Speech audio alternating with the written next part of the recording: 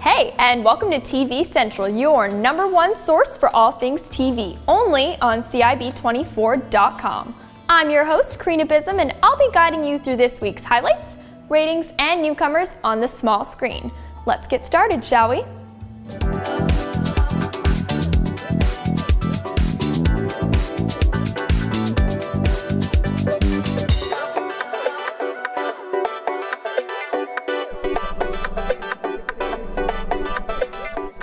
As we all know, HBO tends to go there. How ambiguous a statement, am I right? Well, if I sit down to really think about it, there implies the deep emotional suffering that we all commit to when we dedicate our time and our feelings to an HBO series. And you won't have any emotional energy left over after the series premiere of The Leftovers on Sunday, June 29th. Set in a suburban town following a global rapture, the series centers on questions of faith, morality, and sanity. The town of Mapleton, New York is filled with people who are leftovers of the rapture of 140 million people on Earth, which can't be explained by science nor by religion. So it's not exactly your fun-loving family night programming. Conflict ensues between the townies who party like rotten teenagers and the cultists who parade around wearing all white like they're in an insane asylum.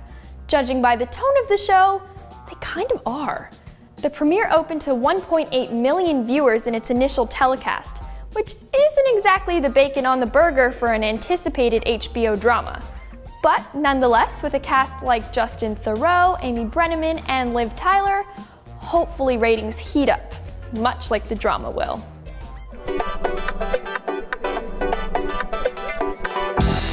As one series begins, another one ends. The series finale of Californication answers the ultimate question about Hank and Karen. Will they or will they not? This question has been daunting viewers ever since Karen married the safe but depressingly boring Bill and sent Hank into a partying frenzy that characterized the show.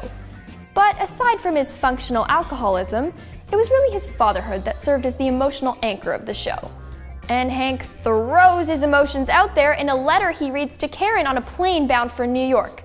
Because we must expect nothing less than the LA versus New York cliché.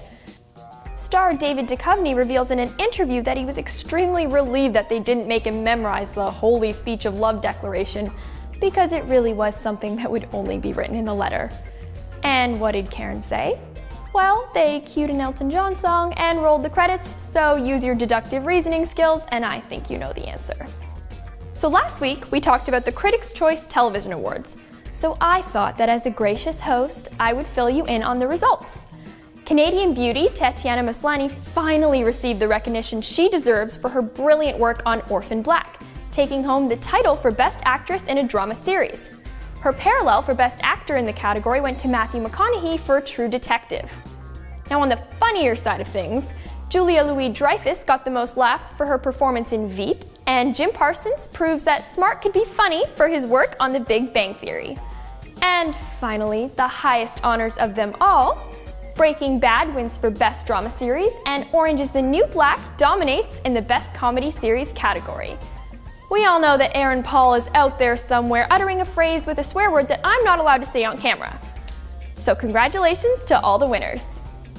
Each episode starts with 4 contestants, but after a bunch of meat, fire, and an assortment of sauces, only one killer griller is left.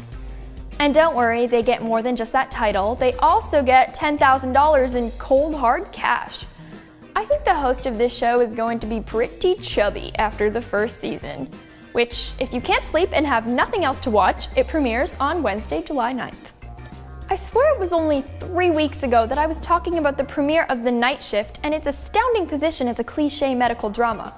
Well, rumor has it that NBC might already be canceling it, seeing as ratings have been dropping about 1/10 each week. Well, shame on you for listening to rumors, because like most things you hear in the high school hallways, it ain't true. The show was already renewed for a 14-episode second season, and there was actually a 26% spike in the ratings for the latest episode. I mean, think about it. If they canceled The Night Shift, what other horridly generic drama would be next?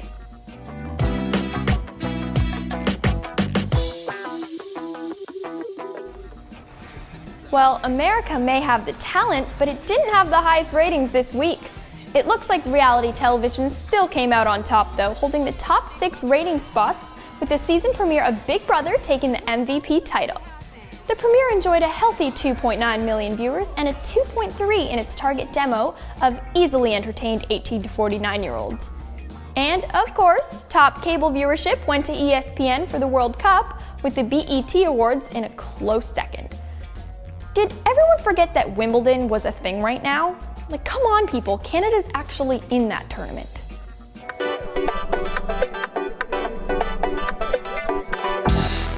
That's it for this week's episode of TV Central, only at CIB24.com. Make sure to follow us on Twitter, like our Facebook page, and subscribe to our YouTube and Daily Motion channels. I'm your host, Karina Bism, and I'll see you next week.